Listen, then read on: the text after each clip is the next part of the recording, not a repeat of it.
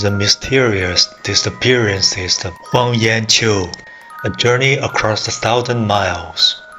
In the 1970s, Huang Yanqiu, a farmer from a remote village in Handan City, Hebei province, became the center of nationwide attention because of his three bizarre disappearances. The first disappearance, the mysterious traffic police. On the evening of July 27, in Beigao village, Hebei, the weather was humid and stuffy. Huang Yanqiu, exhausted from a day of wedding preparations, decided to rest in his new house. However, as he fell into a deep sleep, something strange happened. On the morning of July 28, Huang's family, wanting to confirm the wedding details with Huang, couldn't find him anywhere in the house. Initially, they thought they had gone out, but as evening approached with no sign of him, they realized something was wrong. The family, friends, and relatives searched the surrounding villages but found no trace of Huang. It seemed as if he had vanished into air. Just when the family was in despair, the village committee received good news. Huang Yanqiu is in Shanghai now. Seeing the telegram, the family was happy but immediately puzzled. The telegram was sent the morning of Huang's disappearance, meaning he had traveled over 1,000 kilometers from his home to Shanghai in just 10 hours. To confirm his identity, the family sent a telegram back to the detention center, mentioning a birthmark on Huang's left arm. 3 days later, the detention center confirmed that the person in their custody matched the description. Local police in both areas also verified Huang Yanqiu was not involved in any criminal activity. With the village committee's help, the family collected $600 for Huang's brother to travel to Shanghai and bring him home. After a 20-day journey, they successfully brought Huang back to Hebei. Everyone was curious about how Huang had managed to travel such a great distance overnight. Huang himself was just as baffled. He said, "I remember falling asleep in my new house, and when I woke up, I heard noises. I opened my eyes and found myself on the roadside, surrounded by unfamiliar buildings and people dressed fashionably. At first, I thought I was dreaming, but after pinching myself, I realized it was real. I noticed a sign indicating shopping in Nanjing. Without understanding the local dialect, I approached a policeman for help. I was lucky and found 2 nice policemen. They kindly gave me a train ticket and then sent me on a train to Shanghai. After a 4-hour journey, Huang and other passengers arrived, but strangely, he encountered the same 2 policemen again. This time, they sent him directly to the Shanghai Detention Center, where they contacted the village committee, confirming his identity and arranging for his return home. The villagers found Huang's story incredible. How could he have traveled such a distance in just 10 hours? The strange events led to rumors, causing Huang's fiancée to break off their engagement. The second disappearance, the midnight mystery at the military camp. On September 8, 1977, after a long day of work, Huang Yanqiu fell asleep on a bed in his county yard, thinking about the next day's work. Again to his shock, he woke up at Shanghai railway station, over 1,000 kilometers away, in the middle of the night. It was around 1 a.m., and the station was silent. Suddenly, a heavy rain began. Huang was so frightened that he cried, and decided to find the soldiers who had helped him before, although he only remembered their camp was about 40 kilometers away. As he hesitated, 2 men approached him, claiming to be soldiers sent by their commander to escort him. They crossed the Huangpu River, and one of them gave Huang 4 cents for a ticket.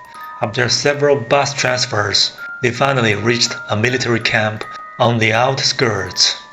Strangely, the guards at the camp's gate paid no attention to them, as if they don't exist. Inside the camp, they headed to the headquarters office. The officers were surprised to see Huang. "How did you get here?" they asked. Huang tried to point it to the two men, but they had vanished. The soldiers took Huang to the residence of a military officer, Lu Qingtao. Lu and his wife Li welcomed Huang. Li was puzzled by his presence. Visitors need to show ID and be escorted by someone from the camp. We didn't go to the gate, and the guards wouldn't let you in without proper procedures. The guards confirmed they hadn't seen anyone come or go.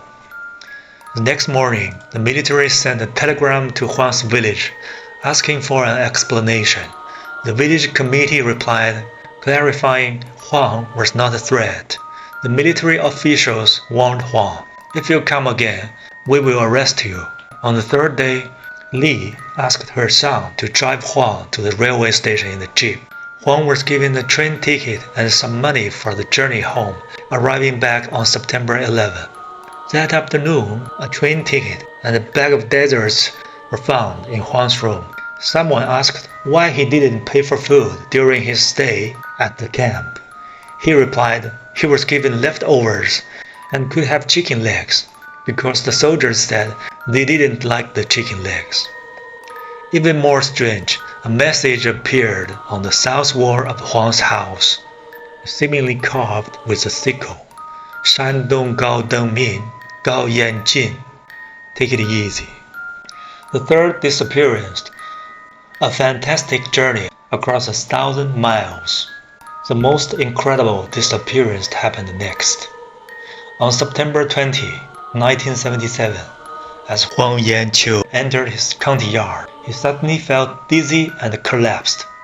When he woke up, he found himself in a hotel room with two young men in blue clothes beside him. The two men, claiming to be from Shandong, informed Huang they were in a Lanzhou hotel, 1,000 kilometers from Feixiang. They explained that the traffic police and soldiers he had met before were just the disguise of them. This time, they planned a 9-city tour, with Lanzhou as the first stop. They promised a city trip the next day and a flight to Beijing that evening. The two men asked Huang to change into blue clothes they provided. Huang noticed they were around 1.7 or 1.8 meters tall, handsome, and about 23 or 24 years old. Strangely, despite claiming to be from Shandong, they spoke the same Feixiang dialect with Huang and switched to Lanzhou dialect with the hotel staff. They seemed to know every local dialect, using it wherever they went. Although the two men were kind, their strangeness scared Huang. He barely slept, finally falling asleep at dawn and waking up in the evening. After dinner, Huang expected a train ride to Beijing, but the two men took him to the hotel balcony and flew him there, saying that they must speed up to catch a show. Huang suddenly understood why he had woken up in distant places before. They flew there, with Huang on their back. In the air, Huang felt the wind rush past, and landscapes zipped by below. An hour later, they landed on a high building in Beijing, where two others waited. After a brief meeting, the two men took Huang to the Chang'an Theater. Although the audience had tickets, they just walked in without issue, and the ticket checkers didn't react. After the show, they visited Tiananmen Square. They checked into a nearby hotel using a provincial introduction letter, and Huang slept until the next evening. That night, they had dinner at a fancy restaurant. When the bill came, one of the men handed over exact change, as if he had calculated it before. Then they flew to Tianjin. The journey from Beijing to Tianjin took an hour. They landed downtown and walked into a cinema without tickets. After the movie Bitter Flower, they stayed at the nearby hotel. From the next day, they flew to several cities in turn: Harbin, Shenyang, and Changchun, Fuzhou, Nanjing, Xi'an. Finally, they returned to Lanzhou. At the Lanzhou hotel, Huang realized the trip was ending, but he had many questions. He planned to talk to the two men the next day. However, That night, they flew him back to Feixiang while he slept and disappeared forever. In the morning, his mother found Huang asleep under the tree, still wearing his old clothes but without his shoes. The family brought him inside and reported his return to the village committee. The third disappearance lasted for 10 days, covering vast distances while Huang was fully conscious, leaving an unforgettable impression to him. During the whole trip, he noticed the exact timing of their 1-hour flights between cities, their lack of luggage, and they refused to let him keep any mementos. They even had the correct documents for every hotel. They ate 3 meals a day, and when carrying Huang, their body temperature felt normal. Despite the mystery surrounding Huang Yanqiu's story, the truth remains elusive. Was it alien intervention or an unknown natural phenomenon? The mystery endures, leaving people with lingering questions.